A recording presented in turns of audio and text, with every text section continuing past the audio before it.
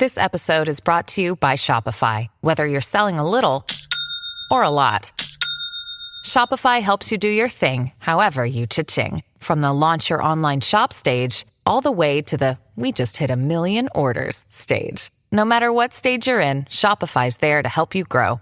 Sign up for a $1 per month trial period at shopify.com/special offer, all lowercase. That's shopify.com/special offer. Making everyone happy on vacation isn't easy, but you know what is? Going to Aruba. All you have to do is walk out your door to find pristine pools, relaxing white sand beaches, and an island teeming with outdoor activities that'll put a smile on any face. You won't just feel great, you'll all feel great, filled with a calmer, more peaceful vibe that radiates Aruba's warmth. And the best part is, it never fades. That's the Aruba effect. Plan your family trip at aruba.com. This is Optimal Living Daily, how to get over your mistakes in 5 not particularly easy steps by Sarah von Bargen of yesandyes.org. And I'm Justin Malik, the guy who reads articles, book excerpts sometimes, and more to you every day, including holidays. It's always with permission from the authors or websites.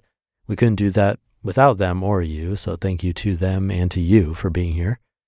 And now let's get right to our post today and start optimizing your life. How to Get Over Your Mistakes in 5 Not Particularly Easy Steps by Sarah von Bargen of yesandyes.org. Dear Sarah, so I was just wondering, how do you deal when you make a mistake or do something you regret? Does this ever happen to you? I can't figure out if I'm just making more mistakes lately or if I'm having a harder time forgiving myself for them. And before I attempt to answer our friend's very valid question, please allow me to share some of my most epic mistakes. Number 1, putting off getting the brakes on my scooter fixed, resulting in an accident, a whole lot of road rash, and 4 stitches in my chin. Number 2, allowing a 5-year relationship to go on for about 2 years too long. Number 3, not proofing $1,300 worth of product before I send it to the printer. Number 4, not tying down a mattress I was hauling in the back of a pickup.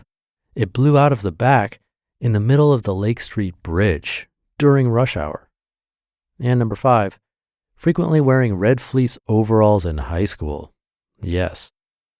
I'd like to say that I've learned from these mistakes, but I've got drop crotch print pants in my online shopping cart as I type this, so maybe I've yet to grasp the meaning behind that last one. I'm hardly the person who doesn't make mistakes. However, I do my best not to get hung up on them. Here are a few things that work for me. How to get over your mistakes in 5 not particularly easy steps. Step 1, be honest about what actually caused these mistakes. I didn't get my brakes fixed because I'm a procrastinator. I didn't end the relationship because I was afraid to hurt his feelings. I didn't tie down that mattress because I can be shockingly lazy. I myself am the common denominator in all of these screw-ups. Well, it sounds rather depressing, doesn't it? However, there is something oddly comforting about acknowledging that about most of these mistakes. With a bit of effort and emotional maturity, I could have avoided them. These things were not beyond my control. They were not an act of God. They were my own doing. And thus, it is totally within my power to avoid them in the future. If you're the source of hardships in your life, you're also the source of the solutions. Step 2, think about how you can prevent this from happening again.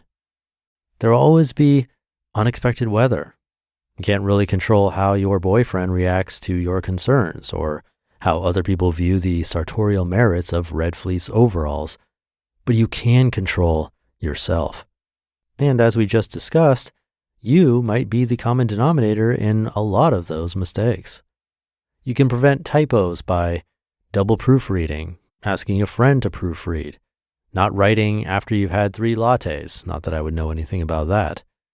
You can prevent regrettable romantic scenarios by knowing and liking yourself before you start dating someone, figuring out what you're looking for, not dating people who don't fit what you're looking for, and learning how to fight fair. If you're really painfully honest with yourself, you probably know how to prevent these slip-ups from happening. You just need to commit to putting those important, tough decisions into play. Step 3, view the results of your mistakes from an objective standpoint. Of course, we've all made mistakes, and some of them have had major consequences. I'm looking at you, scooter-related chin scar. But by and large, if you're hearing this blog, that means you have access to the internet. You're not dead, and you have the physical capacity to use a computer or phone, and you have access to the internet. You're already better off than 95% of the world's inhabitants. There are, of course, mistakes that are very hard to recover from. But you know what? I bet we all know people who have pulled themselves out of abusive relationships, crippling debt, serious health issues, unwise investments, bad mortgages, education programs they hated, and they all live to tell about it and make better decisions the second time around. As morbid as it sounds, the gig's not up till you're in the ground. One mistake does not need to beget another. You don't need to be perfect. You just need to be slightly smarter than last time. Step 4, think about how you can correct your mistakes. How can you make up for your screw-ups? I can't go back in time and convince my 27-year-old self that she should take her scooter to a mechanic. But if I run into that ex-boyfriend and the time's right, I could say, I'm sorry about how things ended between us. I should have had the guts to be honest with you and be more open about my feelings. You deserved better than that. Sometimes that door is closed and your best bet is to be a better person from here on out. But if an apology, a redo, or even a check could make things right and make you feel better, then make it happen. And step 5, realize that regret is deeply, deeply useless. Now, there's nothing wrong with acknowledging that maybe if you could do it again, you wouldn't incur $75,000 worth of debt for an MA in underwater basket weaving. But there's a difference between shrugging and saying, well, you live, you learn, and tormenting yourself every time you make a loan payment. Regretting your life's choices serves no one. It's completely pointless, and as all those Pinterest images wisely state, don't look back. You're not going that way. And if you're still hung up on past mistakes, use the old Grand Canyon trick. Picture that the Grand Canyon is your life, your past, present, and future. Start envisioning the various parts of your life within the canyon. Over there is the day you were born, your third grade choir performance, your job as a babysitter. And picture your present. There's your apartment, your friends, your mom, the book you're reading right now. Picture your future. There's your next vacation, the love of your life, your future children, the Top Chef finale. Picture the enormous Grand Canyon and drop your worry into it. Whatever you're worrying about, your cranky boss, your dating life, a salty comment from a friend, it'll be barely visible. See how tiny it looks? Suddenly, your problem will seem much, much smaller in comparison to the grand course of your huge, rich, long life. You just listened to the post titled, How to Get Over Your Mistakes in 5 Not Particularly Easy Steps by Sarah Von Bargen of yesandyes.org, and I'll be right back with my commentary. This episode is brought to you by Shopify. Whether you're selling a little or a lot, Shopify helps you do your thing, however you cha-ching. From the launch your online shop stage, all the way to the we just hit 1 million orders stage. No matter what stage you're in, Shopify's there to help you grow. Sign up for a $1 per month trial period at shopify.com/special offer, all lowercase. That's shopify.com/special offer. Thank you to Sarah. I think it was Ben Franklin that would review what he did every day, basically writing down what he did well and what he could have done better that day. And for the things he could have done better or bad habits, he would pick one and then work on it for a week and then change it up the next week. That might be overkill, but like Sarah said, we are the source of the solutions.